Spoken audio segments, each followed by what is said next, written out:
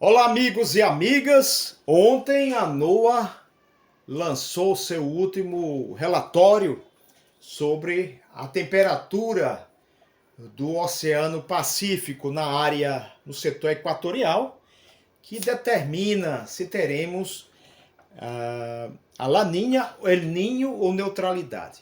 Ficou praticamente acertado pelo modelo da NOAA de ontem, o relatório ontem, 14 de maio de 2026, que nós teremos El Ninho no segundo semestre de 2026 e também início de 2027.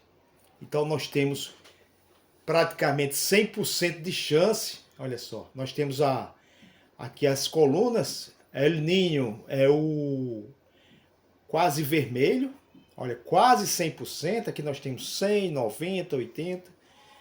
Então, os trimestres julho, agosto, setembro, em torno de 95%. Agosto, setembro e outubro aí fica praticamente assegurado o El Ninho. Nós vamos mostrar os efeitos deste fenômeno sobre o Brasil, sobre as diversas regiões do Brasil, e também iremos mostrar, segundo a mesma NOAA, a agência americana, qual é a previsão, por enquanto, dos próximos 6 meses, de junho em seguida, até o mês de novembro de 2026. Também iremos mostrar a previsão de anomalia de temperatura, no mesmo período, até novembro de 2026. Vamos começar pela temperatura. Então, junho de 2026, o Brasil se mantém acima da média histórica. Então, vai ser um inverno mais aquecido. A região central é a região que tem o maior aquecimento ali entre Tocantins, Mato Grosso e Goiás, em torno de até 5 graus na temperatura média. Julho, muito parecido com junho, acima da média histórica. Agosto também é uma redução da anomalia, mas bem mais aquecido do que o normal. Setembro, e aí a gente começa a ter algumas áreas do Mato Grosso do Sul e sudoeste do Mato Grosso, noroeste do Paraná e sul do Rio Grande do Sul, dentro da média histórica, mas o setor central, nordeste e norte, bem acima da média histórica em setembro. Outubro, praticamente toda acima da média, algumas áreas do Rio Grande do Sul, Mato Grosso Sul e Mato Grosso dentro da normalidade. E o novembro, vamos dar uma olhada, novembro volta a aquecer bem, ficar acima, bem acima da média histórica. Questão das chuvas. Então, o mês de junho nós temos chuvas acima da média histórica, em 10, 20 até 40 milímetros. No centro e sul do Mato Grosso, sul de Goiás, do Mato Grosso, o leste do Mato Grosso Sul, todo São Paulo fica acima da média histórica em junho, próximo mês, Paraná e o centro e leste de Santa Catarina. Também Rio de Janeiro acima da média histórica.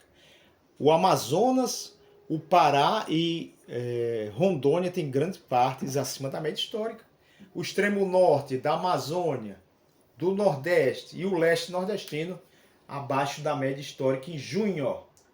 Julho, mês 7 de 2026, aí olha, continuam muitas chuvas pelo centro-sul do país, Minas Gerais, São Paulo, Mato Grosso do Sul, Amazônia, o centro e o sul da Amazônia, novamente o norte, Roraima, Amapá e norte do Pará, abaixo da média histórica, também o norte do Maranhão e o leste nordestino, abaixo da média histórica.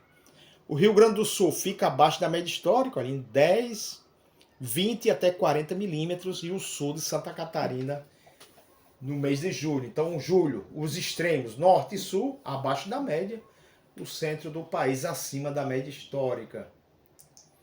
Para o mês de agosto, nós temos agora o Rio Grande do Sul acima também, então o sul, o centro-sul, o centro-oeste, sudeste, sul da Bahia, centro-sul do Maranhão e centro e sul da Amazônia acima da média histórica. extremo norte abaixo e também o leste nordestino. Para o mês de setembro, aí nós temos, olha, bastante chuva prevista, de acordo com a NOAA, para Minas Gerais, Goiás, Mato Grosso do Sul, São Paulo e norte do Paraná. Aí com até 60 e algumas áreas 80 milímetros acima da média histórica. O Rio Grande do Sul volta a ficar negativo e também o norte da Amazônia. O Nordeste praticamente entre normal e no litoral leste pequenas perdas. Ganhos no sul da Bahia, oeste baiano, sul do Piauí, do Maranhão. Matopiba muito bem em setembro. Outubro, aí sim o Brasil praticamente todo acima da média histórica, incluindo até os sertões do Nordeste da Paraíba, Pernambuco, sul do Ceará, quase todo o centro e o sul do Nordeste acima da média histórica. O Paraná bem acima da média histórica, com até 80 milímetros acima da média histórica. Centro-Oeste, Sudeste e Sul, grande parte da Amazônia acima da média histórica. E aí a virada acontece em novembro. Olha o que acontece em novembro.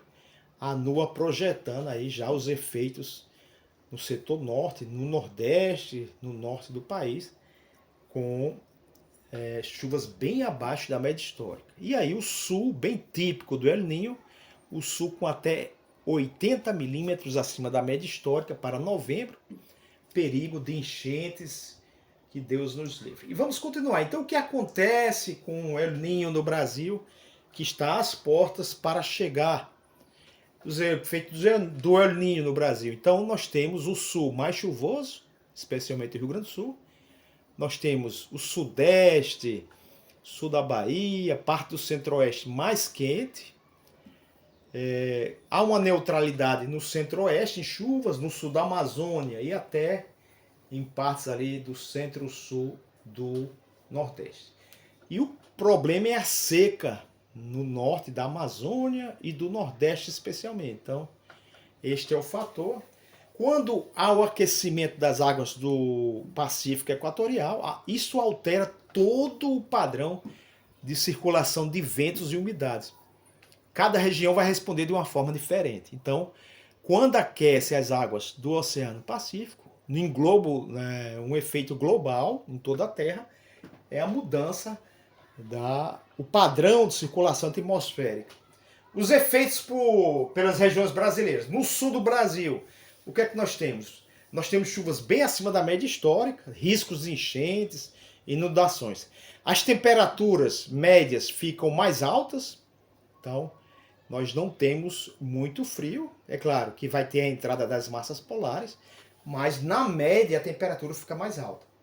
Então o inverno é menos rigoroso e também há o aumento dos veranicos, né? Já prejudicando aí a lavoura, né? Podemos ter alguma inundação e também uns veranicos mais frequentes. Descontrola o tempo.